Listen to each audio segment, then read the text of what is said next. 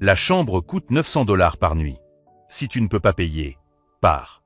Mon père m'a dit cela alors que j'étais encore à l'hôpital, où je terminais une garde de 14 heures en tant qu'ambulancier. Ces mots sortirent du haut-parleur de son téléphone portable avec cette cruauté naturelle que je connaissais si bien. Il s'agissait du voyage en famille à Cancun. Maman, papa, ma sœur Rebecca et son mari, Tyler. Une semaine dans un complexe hôtelier 5 étoiles, tout compris, bien sûr. Vous le méritez, a-t-il ajouté, comme si je ne faisais pas partie de ce vous. Comme si je n'avais pas prêté 2500 $ à Rebecca lorsque Tyler avait perdu son emploi l'année dernière.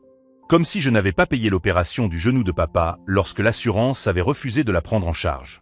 Je m'appelle Brian, j'ai 31 ans, et à ce moment-là, en nettoyant le sang sur mes mains après avoir sauvé la vie d'un motard, j'ai réalisé quelque chose que j'aurais dû voir depuis longtemps. Je n'étais pas un fils, j'étais une banque personnelle. D'accord, papa. Amusez-vous bien, ai-je répondu en forçant un sourire qu'il ne pouvait pas voir. Super. C'est décidé alors, a-t-il dit en raccrochant sans même dire au revoir. Mais alors que je rangeais mon téléphone dans la poche de mon uniforme, j'ai senti une vibration. Une notification de ma banque. 4 prélèvements sur ma carte de crédit. Resort Cancun. 900 $ chacun. 4 personnes. 3600 $. Ce n'était pas mon nom sur les réservations. J'ai ouvert l'application de ma banque et j'ai regardé les noms. William M, papa. Linda M, maman. Rebecca T, ma sœur. Tyler T, mon beau-frère. Brian M, nulle part. Ils avaient utilisé ma carte pour payer un séjour dans un complexe hôtelier où je n'étais même pas invité. Ma main n'a pas tremblé lorsque j'ai cliqué sur « Contester la transaction », ni quand j'ai bloqué la carte. Des années passées à être le « fils responsable » m'ont appris à rester calme quand tout s'écroule. 20 minutes plus tard, Rebecca m'a appelé, hystérique, « Brian, qu'est-ce que tu as fait? Rien n'a été payé ici au complexe hôtelier. » Exactement ce que papa a dit. Si tu ne peux pas payer, pars. Le silence de l'autre côté était délicieux. Mais nous sommes déjà là. Et moi aussi, je suis là. À l'hôpital. Je sauve des vies. Tout seul.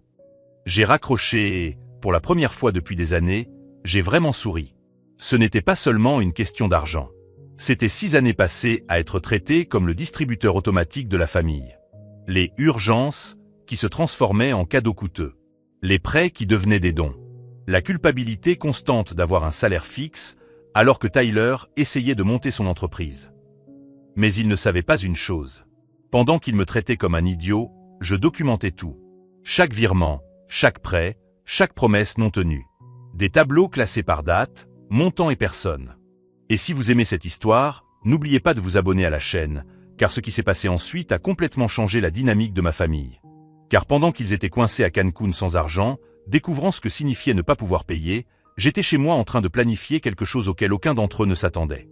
Quelque chose qui allait transformer le gentil fils en cauchemar de ceux qui avaient abusé de sa générosité. 3 heures plus tard, mon téléphone a explosé. 47 appels manqués. 23 SMS. 6 messages vocaux. Papa, Brian, qu'est-ce que tu as fait? On est coincé ici. Maman, fils, s'il te plaît, sois raisonnable. On en parlera quand on rentrera. Rebecca, tu es un psychopathe. Comment peux-tu faire ça à ta propre famille? Et Tyler, Tyler est allé droit au but, espèce de connard de frère, tu vas payer pour ça. En lisant les messages, je me suis souvenu comment tout avait commencé. Tyler était arrivé dans notre famille 3 ans auparavant, présenté comme l'entrepreneur visionnaire qui allait révolutionner le marché des compléments alimentaires. Rebecca était éblouie par ses costumes chers et son discours de coach motivateur. Le premier spray était de 5 cents $. C'est juste pour couvrir les frais d'enregistrement de l'entreprise. Mec, je te le rendrai la semaine prochaine quand les investisseurs auront signé. Bien sûr, ils n'ont pas signé. Le deuxième était de 1200 $. J'ai besoin d'un site web professionnel, Brian. Tu t'y connais en technologie, non? Tu sais à quel point c'est important. Le troisième était de 2500 $ quand il a perdu son emploi dans la vente. En réalité, il avait été licencié pour avoir tenté d'escroquer des clients, mais Rebecca avait vendu cela comme des divergences philosophiques avec la direction. Tyler avait le don de transformer ses échecs en récits héroïques. Lorsque son entreprise de compléments alimentaires a fait faillite parce qu'il avait dépensé tout son argent dans une BMW au lieu d'acheter des produits, il a déclaré qu'il se réorientait vers le conseil en lifestyle. Quand il a perdu son appartement parce qu'il n'avait pas payé son loyer depuis 4 mois, il a convaincu Rebecca que vivre avec ses beaux-parents renforcerait les liens familiaux. Et quand papa a eu une crise cardiaque l'année dernière et a dû être opéré, Tyler a été le premier à suggérer « Brian travaille dans le domaine médical. Il doit avoir une bonne assurance maladie. Il ne peut pas aider la famille ?» Je l'ai aidé. Évidemment que je l'ai aidé. J'ai payé $2800 de frais que l'assurance de papa ne couvrait pas. Tyler ne m'a même pas remercié, il a juste dit que c'était le moins qu'on pouvait attendre d'un fils. Mais le pire, ce n'était pas les prêts. C'était la dynamique. J'étais traité comme le frère célibataire sans responsabilité. Comme si travailler 60 heures par semaine pour sauver des vies était un passe-temps. Comme si mon appartement d'une chambre et ma voiture de 7 ans étaient des symboles de richesse excessive. Rebecca comparait toujours. Tyler est en train de bâtir un empire. Brian. Toi, tu ne fais que travailler. Maman était d'accord. Chérie, tu as une vie stable. C'est différent. Tyler doit prendre des risques pour s'épanouir. Et papa? Papa était plus direct. Un vrai homme subvient aux besoins de sa famille. Peu importe qu'il s'agisse de frères, de beaux-frères ou de neveux. La famille est sacrée. Une famille sacrée qui utilisait ma carte bancaire sans permission. Je suis retourné à mes messages. Rebecca avait envoyé une photo du hall de l'hôtel, elle et Tyler assis dans des fauteuils en cuir, l'air désespéré. La légende disait « À cause de toi, on n'a plus d'argent pour rien. Même pas pour manger. » J'ai éclaté de rire. Ils avaient pris au moins $3000 en espèces. Je le savais parce que Rebecca avait posté des stories sur Instagram montrant des valises remplies de vêtements neufs, tous avec des étiquettes de magasins de luxe. Mais Tyler était malin. Dans ses messages, il a commencé à utiliser sa stratégie habituelle, chantage émotionnel mêlé de manipulation mentale. « Brian, mec, je comprends que tu sois en colère. Mais pense à ta mère. Elle pleure. Elle pleure littéralement. C'est ça que tu veux? Détruire la famille pour de l'argent? » Puis vint la tentation. « Écoute, quand j'aurai conclu l'affaire de la franchise d'Asahi le mois prochain, je te rembourserai tout avec intérêt. » Parole d'homme. Et enfin, la menace subtile. Tu sais bien que la famille, c'est tout ce qu'on a. Ce serait triste que des petites choses détruisent des liens éternels. Des petites choses. $3600, c'était des petites choses. Pendant ce temps, je mangeais des nouilles instantanées pour le dîner parce que j'économisais pour changer les pneus de ma voiture. Mais Tyler ignorait une chose. Au cours de ces 3 années où j'avais été traité comme un distributeur automatique, j'avais développé un passe-temps, la documentation obsessionnelle. Chaque virement bancaire. Chaque promesse non tenue. Chaque urgence qui se transformait en cadeau coûteux. Chaque fois qu'on me traitait des égoïstes parce que j'hésitais à prêter de l'argent. J'avais des tableaux, des captures d'écran, des emails, des enregistrements d'appels, légaux dans mon état. Un dossier complet sur ma propre exploitation, y compris les bijoux que Tyler a achetés à Rebecca pour la Saint-Valentin avec l'argent qu'il m'avait emprunté pour du matériel marketing.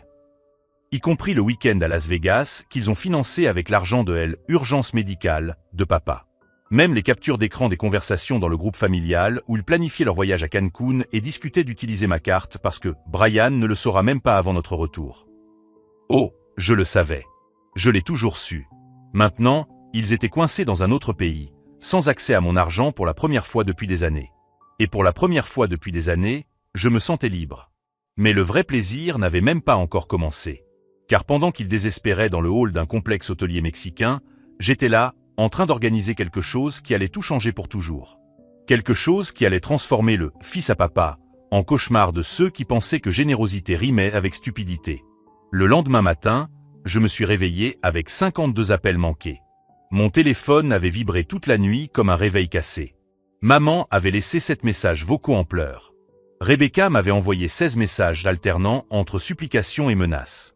Papa n'en avait envoyé qu'un seul. « Tu me paieras pour ça, petit. » Mais le meilleur venait de Tyler. « Brian, mec, arrête tes conneries.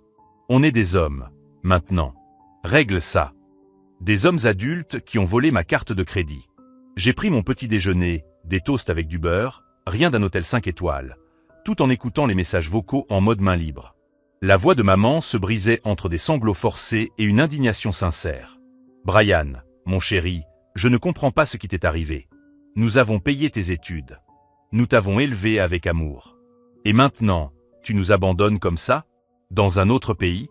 Ton père est malade du cœur à cause du stress que tu lui causes. J'ai mis l'enregistrement en pause. Ils ont payé mes études. J'ai travaillé comme agent de sécurité de nuit pendant 4 ans pour payer mes frais de scolarité. Ils n'ont pas déboursé un seul dollar pour mon éducation. Mais ça a toujours été le discours de la famille. Tout ce que j'ai accompli, c'est grâce à leur aide. J'ai continué à écouter. La voix de ma mère est devenue plus dure. Rebecca fait des crises d'angoisse. Tyler essaie d'emprunter de l'argent à des usuriers mexicains. Tu sais à quel point ces gens sont dangereux. Ah, maintenant Tyler avait affaire à des usuriers. Parfait. Peut-être qu'il lui réclamerait les intérêts qu'il ne m'avait jamais payés. Mais c'est le dernier message de Rebecca qui m'a fait arrêter complètement de mâcher. Brian, tu as détruit notre famille.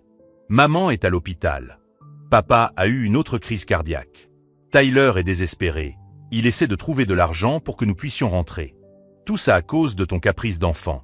J'espère que tu te sens bien dans ta peau. Les hôpitaux ne fonctionnent pas comme ça au Mexique. Si maman était vraiment hospitalisée, ils auraient dû payer d'avance. Rebecca mentait, comme d'habitude. Mais la mention de la crise cardiaque de papa m'a troublé. Non pas parce que je la croyais, mais parce qu'elle montrait jusqu'où ils étaient prêts à aller pour me manipuler émotionnellement. C'est alors que mon voisin, Marcus, a frappé à la porte. Marcus travaillait comme enquêteur d'assurance depuis 20 ans. C'était un homme méticuleux, retraité de la police, qui vivait seul depuis le décès de sa femme. Nous étions des amis occasionnels. Il réparait ma plomberie, je l'aidais à faire ses courses quand il avait la grippe. Brian, ça va? J'ai entendu beaucoup de bruit hier soir. Je lui ai rapidement expliqué la situation. Marcus a écouté en silence, hochant la tête. Mon garçon, je travaille dans la lutte contre la fraude depuis 2 décennies. Ce que votre famille a fait est un crime fédéral. Utilisation non autorisée d'une carte de crédit d'une valeur supérieure à 1000 $ sur le territoire international. Je le savais, mais l'entendre de la bouche d'un expert rendait tout cela plus réel. Vous voulez un conseil? A poursuivi Marcus. Documentez tout. Chaque message, chaque appel, chaque menace. Parce que s'ils sont prêts à utiliser ta carte sans permission, ils ne s'arrêteront pas là. Comme s'il avait des pouvoirs de prémonition, mon téléphone a sonné. Numéro inconnu. Brian. C'était Tyler, qui utilisait manifestement un téléphone emprunté. Mec, on doit parler comme des adultes. Écoute, Tyler. Écoute, je comprends que tu sois en colère. Mais tu connais Rebecca. Elle voulait juste que ce soit un voyage en famille parfait. Elle n'avait pas de mauvaises intentions. Utiliser ma carte sans permission, ce n'était pas une mauvaise intention? C'était mal planifié, je l'admets. Mais mec, on est dans une situation difficile ici. L'hôtel nous facture des frais supplémentaires. La nourriture est hors de prix. Ton père est vraiment malade. Tyler savait exactement sur quel bouton appuyer. La famille. Une urgence médicale. La culpabilité. Combien il vous faut pour rentrer? Environ 2000 $, ça suffirait. Je te rembourserai la semaine prochaine quand j'aurai conclu l'affaire de la franchise d'Asahi. La franchise d'Asahi. Tyler parlait de cette mystérieuse franchise depuis 8 mois. Elle allait conclure la semaine prochaine, à chaque fois. Tyler, tu as dit la même chose à propos de ton commerce de compléments alimentaires. Et à propos de ton activité de coaching lifestyle. Et à propos de la vente en dropshipping de bracelets magnétiques. C'est différent, mec. J'ai des investisseurs sérieux. Des gens de la Silicon Valley. Des gens de la Silicon Valley qui investissent dans une franchise d'Asahi. Bien sûr. Je ne t'enverrai pas d'argent, Tyler. Brian, pense à ta mère. Elle. Tu mens à propos de l'hôpital, n'est-ce pas? Parce que les hôpitaux mexicains ne fonctionnent pas à crédit. Silence. Comment tu sais ça? Demanda Tyler, changeant de ton. Parce que je travaille dans le domaine médical, idiot. Et parce que vous mentez toujours quand vous voulez de l'argent. Écoute-moi, espèce de... J'ai raccroché. Marcus était toujours dans mon bureau, buvant son café et prenant des notes sur un bloc-notes. Ce type est un manipulateur professionnel, dit-il. Il a testé 3 stratégies différentes en 5 minutes. La culpabilité familiale, l'urgence médicale, la promesse financière. Du grand classique. C'est à ce moment-là que j'ai pris une décision qui allait tout changer. Marcus, peux-tu m'aider à enquêter sur Tyler? De manière professionnelle? Il a haussé un sourcil. Pourquoi? Parce que s'il ment sur le fait d'être coincé au Mexique sans argent, il ment probablement sur d'autres choses aussi. Marcus a souri. Le sourire d'un enquêteur qui vient de trouver une affaire intéressante. Fiston, donne-moi son nom complet et 2 heures. Je vais découvrir jusqu'à la couleur de ses sous-vêtements. Pendant que Marcus travaillait, j'ai rassemblé mes propres preuves. Pas seulement les prénoms remboursés, mais un comportement plus général. Tyler n'avait jamais gardé un emploi plus de 8 mois. Il avait toujours été licencié pour divergence philosophique ou restructuration de l'entreprise. En réalité, j'ai découvert plus tard qu'il avait été licencié pour avoir tenté de vendre des produits piratés à des clients. Ces entreprises n'ont jamais officiellement existé. Pas de numéro d'identification fiscale, pas d'enregistrement fiscal, pas de documents juridiques. C'était des stratagèmes pour impressionner Rebecca et justifier son absence au travail. Les investisseurs de la Silicon Valley étaient 2 types qu'il avait rencontrés dans un bar à San José et qui n'avaient jamais répondu à ses messages. Mais ce que j'ai découvert cet après-midi-là m'a vraiment choqué. Tyler était marié à Rebecca depuis 3 ans. Pendant cette période, ils ont vécu 4 mois dans leur propre maison, 8 mois dans un appartement loué, et le reste du temps chez mes parents ou dans mon appartement temporairement. J'ai calculé, ils ont vécu au crochet de leur famille pendant 70% de leur mariage. Pire encore, Tyler devait de l'argent non seulement à moi, mais à au moins 6 autres personnes. Des camarades de fac, d'anciens collègues, et même un cousin éloigné au Texas. C'était un escroc invétéré. Marcus est revenu avec un dossier qui m'a laissé bouche bée. Brian, ton beau-frère est un chef-d'œuvre. Chèque sans provision, carte de crédit en défaut de paiement, 2 entreprises fermées pour dette salariale. Ah, et il n'est pas en prison au Mexique. Comment ça? Il a posté une photo sur Instagram il y a 2 heures. Il est dans une marina à Cancun, en train de boire une margarita. Marcus m'a montré son téléphone. Tyler était là, souriant à une table de restaurant avec vue sur la mer. La légende, profitant du paradis tropical. #blessed, vacation, #living my best life. Il n'était pas en prison. Il n'était pas désespéré. Il ne mangeait pas à la petite semaine et n'avait pas affaire à des usuriers. Ils étaient en vacances avec mon argent, mentant sur leur situation difficile pour en obtenir davantage. C'est à ce moment-là que la colère m'a vraiment envahi. Il ne s'agissait plus d'argent. Il s'agissait de dignité. Pendant 3 ans, j'avais été le frère compréhensif qui aidait la famille en cas d'urgence. Mais il n'y avait pas d'urgence. Il y avait un parasite appelé Tyler qui avait transformé ma générosité en revenu passif. Et maintenant, ils étaient dans une marina mexicaine, se moquant de moi tout en prétendant être dans le besoin. Marcus a fermé le dossier et m'a regardé droit dans les yeux. Mon fils, je peux poursuivre ce type pour toi. J'ai des contacts au FBI spécialisés dans la fraude financière internationale. Utilisation de cartes non autorisées, complot, fraude électronique. Il risque jusqu'à 5 ans de prison. 5 ans. Tyler en prison, Rebecca détruite, mes parents humiliés publiquement. Mais la prison, c'était trop rapide. Trop impersonnel. Non, Marcus. J'ai une meilleure idée. Laquelle? Je vais leur donner exactement ce qu'ils méritent. Et je vais m'assurer que ce soit inoubliable. Cette nuit-là, je me suis mis à écrire. Pas un dossier judiciaire, mais quelque chose de bien plus dévastateur. Une chronologie complète de la vie financière de Tyler, incluant toutes les preuves que Marcus avait rassemblées, tous les prêts que j'avais documentés et tous les schémas comportementaux que nous avions identifiés. Mais ce n'était pas destiné à un tribunal. C'était destiné à un public bien plus large. Tyler a toujours dit qu'il était un entrepreneur numérique. Qu'il s'y connaissait en marketing et en réseaux sociaux. Eh bien, il était sur le point de découvrir comment fonctionne le marketing viral dans la pratique. Car pendant qu'il publiait des photos de margarita achetées avec mon argent, je construisais quelque chose qui allait transformer sa vie en une leçon publique sur les conséquences de traiter sa famille comme un distributeur automatique.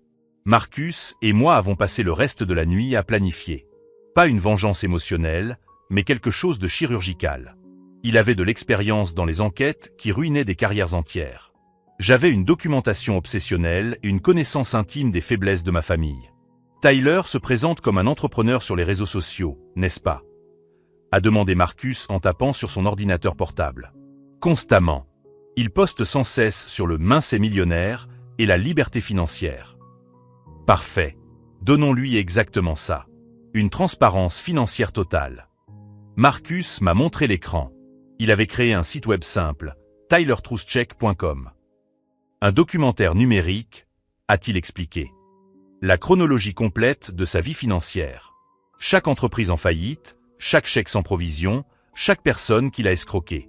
Tout, avec des preuves. Mais ce n'était que le début. Brian, tu as dit qu'il promettait toujours des investisseurs de la Silicon Valley, n'est-ce pas? Toujours.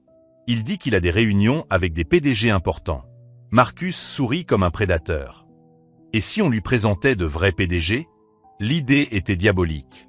Marcus avait des contacts dans des entreprises technologiques, des personnes qui enquêtaient sur les fraudes en entreprise. Ils adoreraient rencontrer quelqu'un qui utilisait leur nom pour escroquer les gens. Pendant ce temps, Tyler continuait à poster depuis le Mexique. Nouvelle photo, lui et Rebecca dans un restaurant japonais chic. Légende, investir dans des expériences. Le succès, c'est la qualité de vie. #EntrepreneurLife, #blessed. Avec mon argent. Il n'a aucune idée de ce qu'il attend, murmurai-je. Mon garçon, les hommes comme Tyler vivent dans une bulle d'arrogance. Ils pensent que tout le monde est idiot. Ils n'imaginent pas qu'on puisse être plus intelligent qu'eux. Marcus avait raison. Tyler me voyait comme le « frère nerd » qui travaillait pour un salaire fixe. Quelqu'un incapable de réfléchir stratégiquement. Une erreur fatale. Au cours de la semaine suivante, nous avons mis en œuvre la phase 1. Marcus a envoyé le dossier complet de Tyler à 3 agences de recouvrement qui poursuivaient les personnes ayant des dettes impayées. Des entreprises légitimes, mais agressives. Simultanément, j'ai commencé à contacter chaque personne que Tyler avait escroquée. Ce n'était pas difficile. Marcus avait une liste complète. Salut, Jake. Je suis Brian, le beau-frère de Tyler. J'ai entendu dire qu'il vous devait de l'argent. Melissa, à propos des $1200 que Tyler t'a empruntés. Une par une, les personnes ont confirmé. Tyler devait de l'argent à 17 personnes différentes. Total, $14 300. J'ai créé un groupe WhatsApp, les amis de Tyler, rétablissement financier. Si vous suivez cette histoire et que vous aimez voir comment une planification méticuleuse l'emporte sur la manipulation, n'oubliez pas de vous abonner à la chaîne, car il y a encore beaucoup de rebondissements à venir. Pendant que Tyler publiait des photos de piscine à débordement, j'organisais une armée de créanciers. Mais le plus brillant du plan était encore à venir. Tyler disait toujours que le réseautage était tout et qu'il connaissait des gens importants. Eh bien, j'allais lui donner le réseau de sa vie. Marcus avait un ami appelé David Chen, un ancien enquêteur du FBI spécialisé dans les crimes financiers. David travaillait désormais comme consultant pour des entreprises de la Silicon Valley, où il enquêtait justement sur des personnes qui utilisaient les noms de PDG pour commettre des escroqueries. Tyler utilise des noms précis, m'a demandé David pendant notre appel vidéo. Il dit toujours qu'il a des réunions avec Elon Musk et Tim Cook. Il dit qu'il connaît personnellement le PDG de Microsoft. David Harry. Parfait. Ces types ont des équipes juridiques qui adorent poursuivre ce genre de personnes. C'est une question de protection de l'image de marque. Le piège était tendu. Tyler allait rentrer du Mexique dans 4 jours, espérant retrouver sa vie normale. Un frère soumis qui lui pardonnerait tout, des parents qui feraient comme si de rien n'était, Rebecca qui continuerait à justifier ses mensonges. Au lieu de cela, il allait trouver 17 personnes chargées de recouvrer ses dettes de manière coordonnée. 3 agences de recouvrement enquêtant sur ses biens. Un site web documentant chaque fraude qu'il avait commise. Et des enquêteurs fédéraux intéressés par ses relations dans la Silicon Valley. Mais le meilleur dans tout ça, il ne saurait jamais que cela venait de moi. Pour le monde, je resterais le frère, compréhensif, qui essayait d'aider sa famille. La tempête qui s'abattait sur la vie de Tyler semblerait être une coïncidence cosmique. La veille de leur retour, j'ai reçu un message de Rebecca. Brian, tu nous pardonnes? Tyler admet qu'il a exagéré. Nous voulons nous rattraper à notre retour. J'ai répondu, bien sûr, la famille, c'est la famille. J'ai hâte de vous parler. Je ne mentais pas. J'avais vraiment hâte. Car tandis que Tyler pensait rentrer chez lui en héros, il se dirigeait en réalité droit vers le centre d'une tempête que j'avais personnellement orchestrée. Une tempête qui allait transformer le manipulateur en victime de sa propre arrogance. Et le meilleur dans tout ça, quand tout s'écroulerait, je serais là pour lui offrir mon soutien, comme le frère aimant que j'avais toujours été. Le frère qui ne ferait jamais, au grand jamais, une chose pareille intentionnellement. Tyler est rentré du Mexique un jeudi matin. Je l'ai su parce que Rebecca a posté une photo sur Instagram. Eux deux à l'aéroport de Miami, souriant comme des conquérants revenant d'une campagne victorieuse. La légende disait « de retour en pleine forme ». Prêt pour de nouveaux projets. #blessed #family. Avec mon argent, évidemment. Mais ce qu'il ne savait pas, c'est que pendant qu'il bronzait sur les plages mexicaines, j'avais transformé la vie de Tyler en champ de mine. La première explosion s'est produite avant même qu'il ne rentre à la maison. Marcus m'a appelé à 9 h du matin. Brian, phase 1 mise en œuvre. Tyler a essayé d'utiliser sa carte de crédit dans un Uber à l'aéroport. Refusé. Il a essayé de retirer de l'argent au distributeur. Compte bloqué pour activité suspecte. C'est ce qui arrive quand 17 personnes différentes signalent la même personne pour des dettes impayées le même jour. Les algorithmes bancaires interprètent cela comme une fraude massive. La deuxième explosion est survenue 1 heure plus tard. Tyler m'a appelé, la voix tendue. « Brian, mec, il y a un problème avec mes cartes. Tu peux venir me chercher à l'aéroport ?» Bien sûr, Tyler. La famille, c'est la famille. Quand je suis arrivé à l'aéroport, il était assis sur le trottoir avec 3 valises, Rebecca à côté, tapant furieusement sur son téléphone. « Qu'est-ce qui se passe ?» a demandé Tyler dès qu'il est monté dans la voiture. « Mes cartes ne fonctionnent pas. Mon compte est bloqué et Rebecca a reçu 3 appels de personnes qui réclament des dettes dont je ne me souviens même pas. C'est bizarre, ai-je répondu en gardant un ton neutre. C'est peut-être un problème de système. Le système n'explique pas pourquoi Jake m'a appelé pour me réclamer 1 500 $ datant d'il y a 2 ans. Ou pourquoi Melissa veut récupérer les 1 200 $ qu'elle m'a prêtés pour mon commerce de compléments alimentaires. Rebecca était silencieuse à l'arrière, toujours en train de taper sur son téléphone. Combien de personnes t'ont appelé ? Ai-je demandé avec désinvolture. 11 jusqu'à présent, a explosé Tyler. Toutes pour réclamer de l'argent que je leur dois depuis longtemps. Comme si elles s'étaient mises d'accord. Parce qu'elles se sont mises d'accord, Tyler. Dans le groupe WhatsApp que j'ai créé. Mais la 3e explosion a été la meilleure. Quand nous sommes arrivés chez mes parents, papa était dans le garage avec une expression que je n'avais pas vue depuis des années. L'expression de quelqu'un qui vient de découvrir quelque chose de dévastateur. Tyler, a dit papa d'une voix glaciale. Je dois te parler. Bien sûr, monsieur Morrison. À propos de quoi ? Papa a ouvert son ordinateur portable et a tourné l'écran vers Tyler.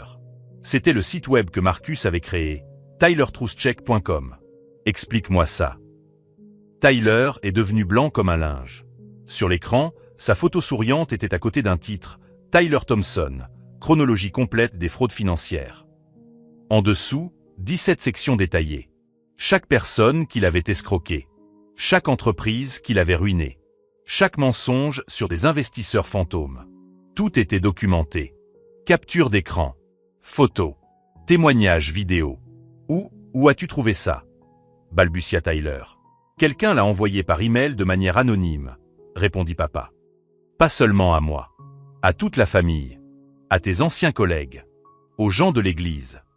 Rebecca s'est précipitée à l'intérieur de la maison. Tyler m'a regardé avec désespoir. Brian, mec, tu dois m'aider. Quelqu'un essaie de me détruire. C'est terrible, ai-je acquiescé. Qui ferait une chose pareille ? Mais le 4e coup de théâtre a été fatal. Mon téléphone a sonné. C'était David Chen. Brian, c'est David. Tu peux parler devant lui ? Bien sûr. David activa le haut-parleur. Tyler Thompson ? Oui, je suis David Chen, consultant en sécurité pour les entreprises de la Silicon Valley. J'ai reçu des informations selon lesquelles vous utilisez les noms de PDG pour commettre des escroqueries financières. Tyler faillit s'évanouir. Je n'ai jamais. Elon Musk, Tim Cook, Satya Nadella. Tous des noms que vous avez prétendu connaître personnellement pour convaincre les gens d'investir dans vos escroqueries. C'est un malentendu. Non. J'ai des enregistrements, Tyler. Et des documents. Et des témoins. Tyler m'a regardé, puis papa, puis le téléphone. J'envoie ce dossier au FBI cet après-midi. L'utilisation de l'identité d'une tierce personne à des fins de fraude financière est un crime fédéral. Il raccrocha. Le silence qui suivit fut glorieux. Tyler était détruit. Papa le regardait comme s'il était un étranger. Maman avait quitté la maison pour rendre visite à sa sœur. Son échappatoire classique lorsque les choses devenaient tendues. C'est alors que Tyler comprit enfin. « Attends », dit-il en me regardant avec une suspicion grandissante. « Tu étais très calme pour quelqu'un qui vient de découvrir tout ça. »« Je suis sous le choc, » mentis-je effrontément. « Non, tu ne le es pas. » Tyler s'approcha. « Tu le savais. Tu. Putain de merde. C'était toi. » Papa haussa un sourcil. « Tyler, tu es paranoïaque. »« Non. » a crié Tyler. « Les gens qui m'appellent en même temps. Le site qui apparaît de nulle part. Le FBI qui me contacte au moment même où je rentre de voyage. Ce n'est pas une coïncidence. Il avait raison, évidemment. Enfoiré, a grogné Tyler. Tu as orchestré tout ça. C'est là que j'ai laissé tomber le masque. J'ai orchestré tout ça? Demandai-je en souriant pour la première fois depuis des semaines. Tyler, je n'ai fait que documenter. Chaque personne que tu as escroquée existe. Chaque entreprise que tu as ruinée est réelle. Chaque mensonge sur les PDG est enregistré. Tu m'as saboté. Je t'ai saboté? J'éclatai de rire. Tyler, tu t'es saboté toi-même. Je n'ai fait que classer les preuves par ordre chronologique. Papa observait notre conversation comme un match de tennis. 3 ans, ai-je poursuivi en élevant la voix. 3 ans à être ta banque personnelle. À payer tes factures, à couvrir tes mensonges, à écouter tes fausses promesses. J'ai toujours voulu te rembourser. Avec quel argent, Tyler? Tu n'as jamais eu d'argent. Ta seule source de revenus était d'escroquer les gens qui te faisaient confiance.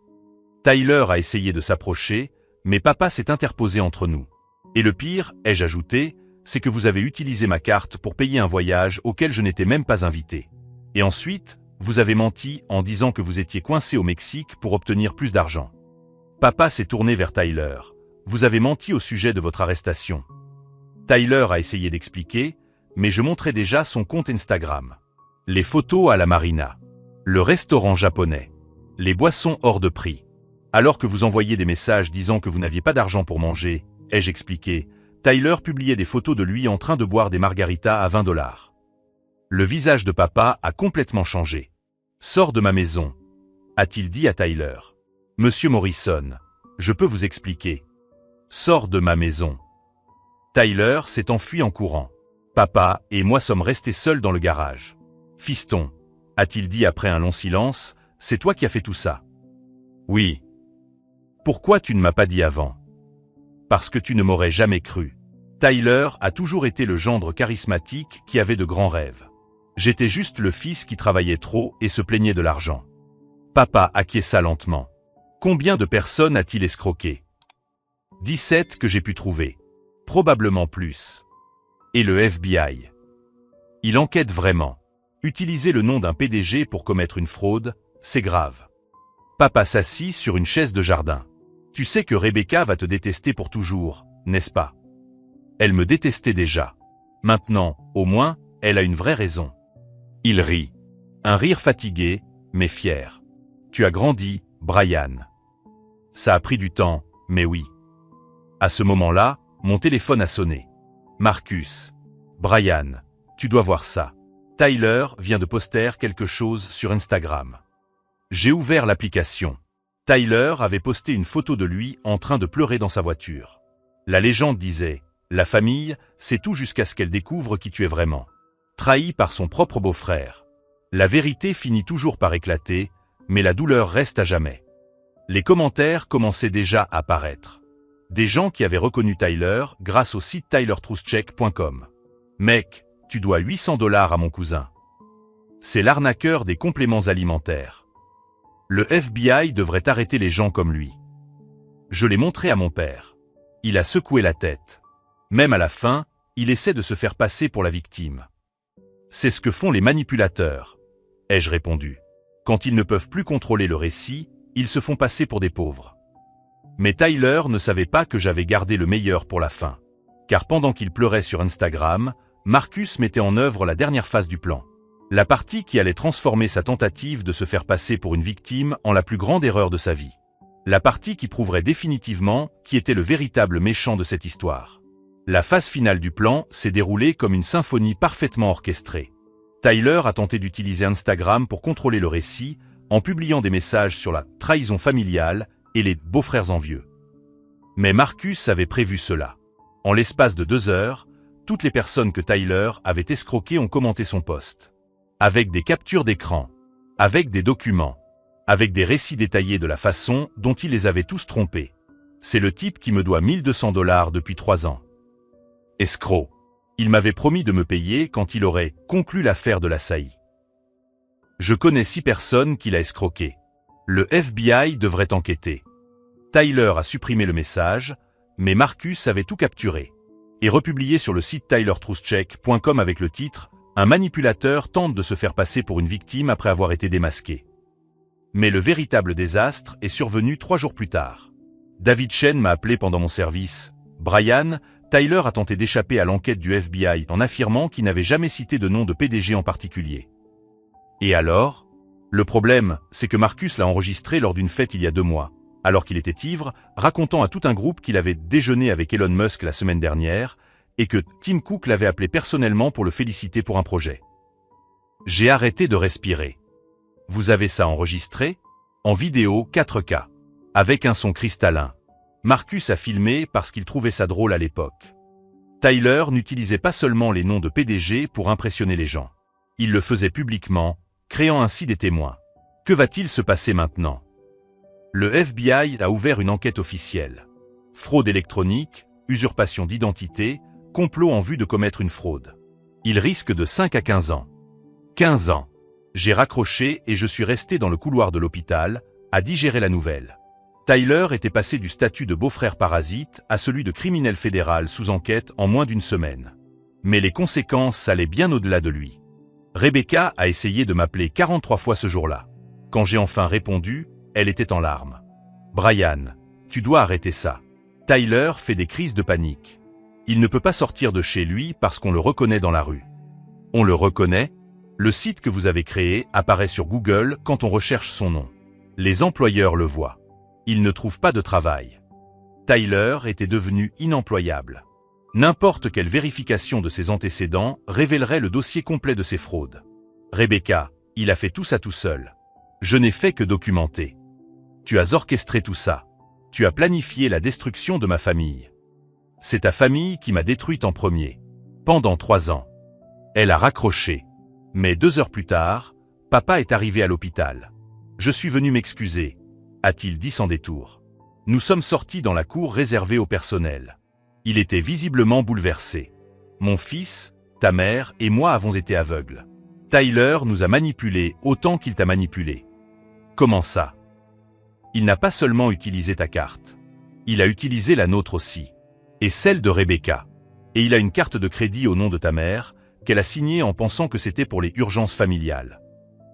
Mes yeux se sont écarquillés. Nous l'avons découvert lorsque les factures ont commencé à arriver. 22 000 $ de dettes que nous n'avions pas contractées. Des voitures de luxe louées. Des restaurants chers. Même une montre Rolex à 5 000 $. Tyler avait volé toute la famille, pas seulement moi. Papa, vous allez le dénoncer. Nous l'avons déjà fait. Hier. Ta mère a pleuré toute la journée, mais nous n'avions pas le choix. L'étau se resserrait. Le FBI, la police d'État, et maintenant la propre famille de Tyler le poursuivaient en justice. Et Rebecca. Elle a demandé le divorce. Hier soir. Elle a dit qu'elle ne savait rien, mais qu'elle ne pouvait plus lui faire confiance. La famille de Tyler s'était complètement effondrée. Mais le changement en moi était encore plus profond. Je suis rentré chez moi ce soir-là et, pour la première fois depuis des années, je me suis regardé dans le miroir. Je me suis vraiment regardé. Je ne voyais plus le frère soumis qui travaillait 60 heures par semaine pour financer les rêves des autres. Je voyais un homme qui avait appris à défendre ses propres intérêts sans devenir cruel. Marcus était dans mon salon, en train de classer les derniers documents. « Comment te sens-tu » m'a-t-il demandé. « Libre. » Et c'était vrai. Un poids de 3 ans avait été retiré de mes épaules. Tyler va vraiment aller en prison. Probablement. Avec toutes les preuves que nous avons réunies, plus les nouvelles accusations de la famille, il risque au moins 5 ans. 5 ans pour réfléchir aux conséquences de traiter sa famille comme une source de revenus passifs. 2 semaines plus tard, j'ai reçu un appel inattendu. « Brian, c'est le docteur Patricia Wells, du Metropolitan Hospital. » Je connaissais le Metropolitan. Un hôpital prestigieux où des médecins renommés opéraient des célébrités. Nous avons entendu parler de votre expérience dans l'organisation de dossiers médicaux complexes. Nous aimerions vous proposer un poste de coordinateur des urgences. Le salaire de départ est de 75 000 $, plus les avantages sociaux. 75 000 $. 20 000 $ de plus que mon salaire actuel. Comment avez-vous eu connaissance de mon expérience ? Un enquêteur du nom de Marcus nous a transmis vos coordonnées. Il a dit que vous aviez des capacités analytiques exceptionnelles. Marcus m'avait trouvé le travail de mes rêves sans même que je le sache. 3 mois plus tard, Tyler a été officiellement inculpé. Rebecca a déménagé en Arizona, loin de tout. Maman et papa ont suivi une thérapie de couple pour reconstruire leur confiance après les mensonges de Tyler. Et moi, j'ai acheté un appartement plus grand. Neuf, moderne, avec vue sur la ville. Le jour du déménagement, j'ai trouvé une lettre que j'avais oubliée. Elle était de Tyler, écrite depuis la prison où il attendait son procès. Brian, je sais que tu ne me pardonneras jamais. Mais je veux que tu saches qu'au fond, j'ai toujours su que tu étais meilleur que moi. Plus honnête, plus travailleur, plus fiable. J'ai transformé cela en une faiblesse à exploiter, mais c'était en fait ta force. J'espère qu'un jour tu trouveras des gens qui t'apprécieront pour qui tu es, plutôt que d'exploiter ta gentillesse. J'ai plié la lettre et l'ai jetée à la poubelle. Il avait fallu 5 ans à Tyler pour apprendre une leçon que j'avais apprise en une semaine. Les gens qui te respectent n'ont pas besoin de te voler. 6 mois après son inculpation, Tyler a accepté un accord judiciaire. 3 ans de prison, restitution intégrale de toutes les sommes volées et 5 ans de liberté conditionnelle. Le jour du verdict, il m'a aperçu dans le couloir du tribunal. « Brian » a-t-il murmuré. Je me suis retourné. « Merci. » Pourquoi ? Pour m'avoir arrêté avant que je ne fasse plus de mal. C'est la seule chose sincère que Tyler m'ait dite en 3 ans. Aujourd'hui, 2 ans plus tard, je suis superviseur du service des urgences au Métropolitan. J'ai une équipe de 12 personnes, un salaire de 90 000 $ et un appartement qui m'appartient. Tyler sort de prison l'année prochaine. J'ai entendu dire qu'il suivait des cours d'informatique de base et une thérapie pour traiter son addiction à l'argent. Rebecca a épousé un comptable en Arizona. Un homme simple, honnête, qui travaille de 9 à 5 et ne demande jamais d'argent. Maman et papa vendent la maison et déménagent dans une communauté de retraités en Floride. Sans dette, sans parasites, juste 2 qui reconstruisent leur vie après des décennies d'exploitation. Et moi, j'ai appris que la famille n'est pas une question de sang ou d'obligation. C'est une question de respect mutuel. Une vraie famille n'a pas besoin de vous voler pour survivre. Elle ne manipule pas votre générosité. Elle ne transforme pas votre gentillesse en faiblesse. Si vous êtes arrivé jusqu'ici et que cette histoire vous a touché, abonnez-vous à notre chaîne, car nous avons des dizaines d'histoires comme celle-ci, celles de gens ordinaires qui ont trouvé la force d'affronter ceux qui ont tenté de les détruire. Car en fin de compte, Tyler a essayé de me briser, mais il m'a seulement fait réaliser à quel point j'étais plus fort que je ne le pensais. La dernière fois que j'ai vu Tyler, il était au tribunal, menotté, implorant la clémence du juge. J'étais au premier rang, vêtu d'un costume neuf, avec un contrat de travail signé dans le meilleur hôpital de la ville et les clés de mon propre appartement dans ma poche. Je n'ai ressenti ni pitié ni colère. J'ai seulement ressenti la satisfaction tranquille de celui qui a enfin compris qu'être bon ne signifie pas être idiot. Et Tyler ? Eh bien, il a finalement découvert qu'il y a des conséquences pour ceux qui confondent générosité et stupidité.